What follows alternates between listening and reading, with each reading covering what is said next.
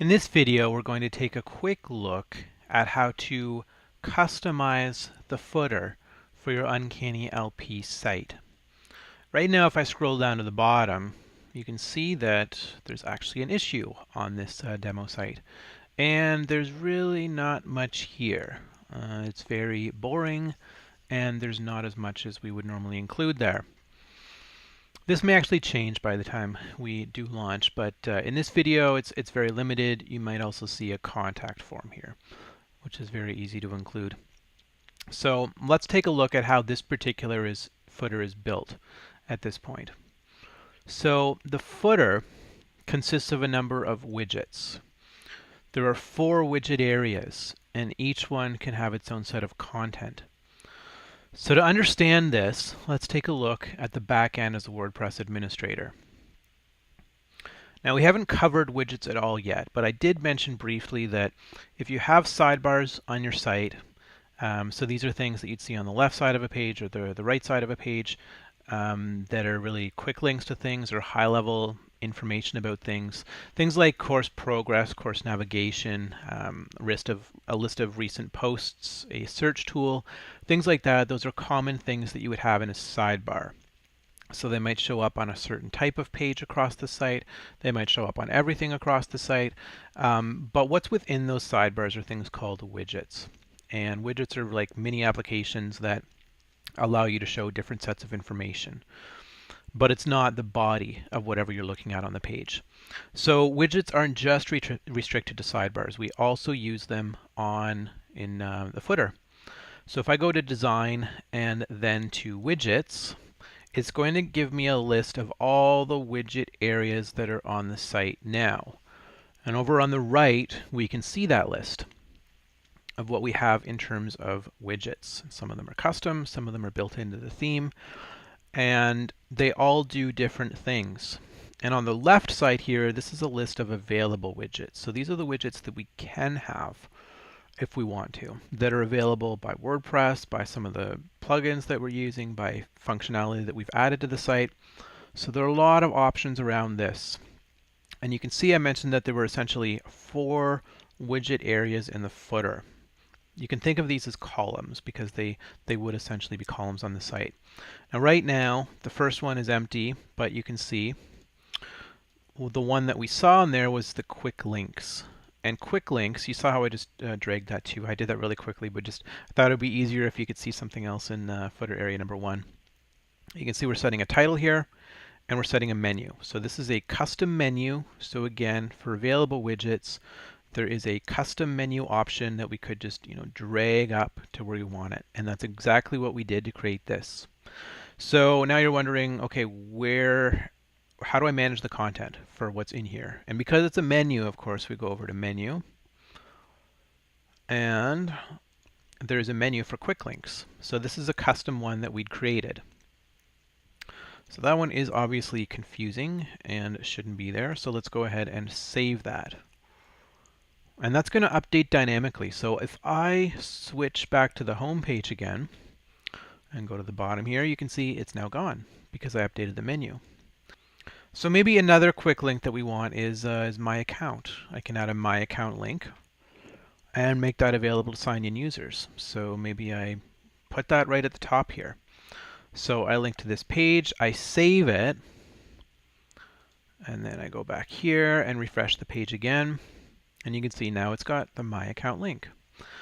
So the question might be, well, why don't we just hard code these things? Instead of having a menu that we have to maintain, why not just use an HTML widget or a text widget and then put in the content we want?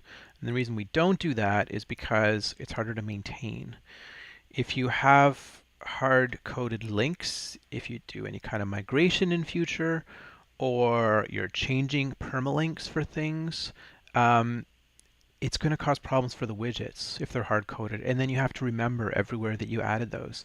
But if you just do it by the page, which we can do using menus, then anytime like the page URL or something like that is updated, it's automatically fixed in the menu as well. So that's why we did the menu approach there. So let me switch back to the widgets then. I can show you what's possible then, what we can do.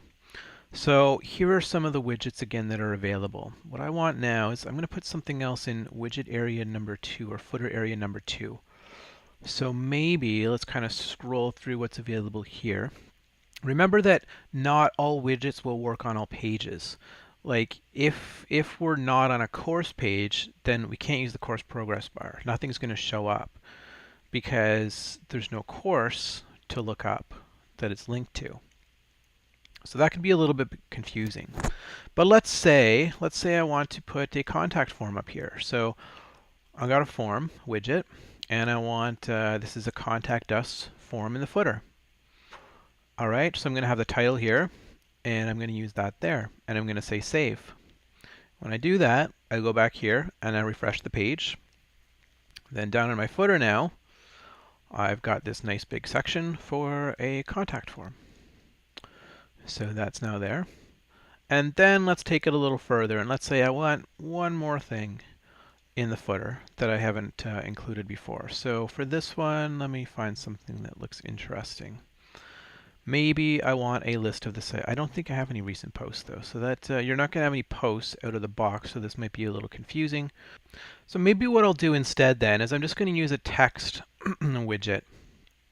I'm going to drop the text widget into text area 3. I'm going to call it I'm going to call the site Learn with Ryan.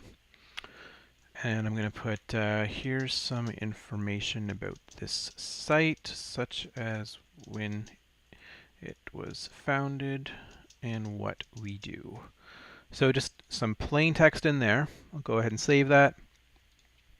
And I'll refresh the page again.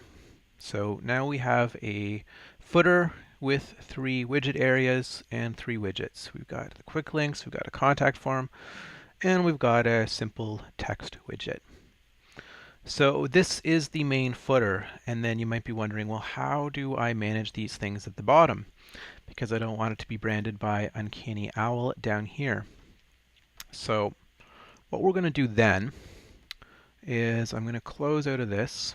So this is where we manage the widgets that are there, but there are other things that are part of the footer too in that bottom bar.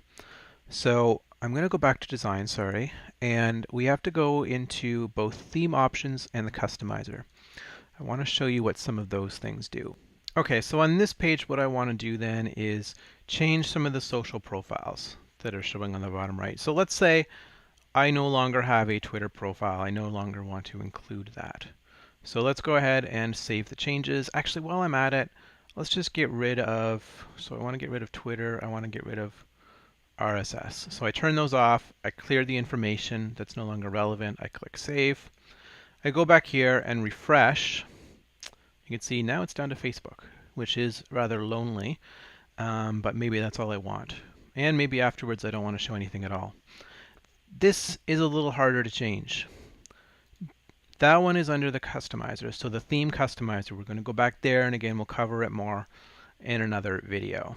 But if I go back here, again, what I'm changing here is the footer. And you can see there's a preview of the site over on the right side, so we can see in real time before we actually apply the changes what they're going to look like. And this one obviously looks kind of odd because of the widgets, but you can see how that's been centered. And again, this view is not necessarily representative because it is just the preview in the customizer. Okay, so what I can do in the customizer is a bit limited here. The first thing I can do is turn on and off social elements. So if I don't want anything, then I can just turn off that whole section.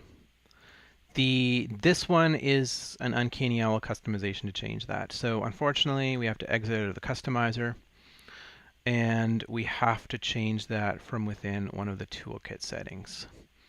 So that is under the Uncanny Toolkit, and in there we've got this footer customizer. So instead of that, which is not what I want, I'm going to say Learn with Ryan again.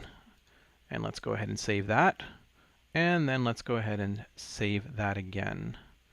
There are some changes coming to this. It's likely that by the time you see this on your own LP platform, there will no longer be the Save Changes button at the bottom. It would just be, as soon as you make a change up here, it would be instantly applied to the site. Anyway, let's go back out here. And now the site is Learn with Ryan. I did forget to change the year. It's not 2016. but I will leave that. Anyway, so you can see how we were able to modify the footer from the widgets up here, and right now we're using a 3-column layout that was set in the customizer, to changing the branding in the bottom bar, and then also the social links that are on the right side of the bottom bar. So hopefully that's helpful in getting set up with a footer on your own LP site.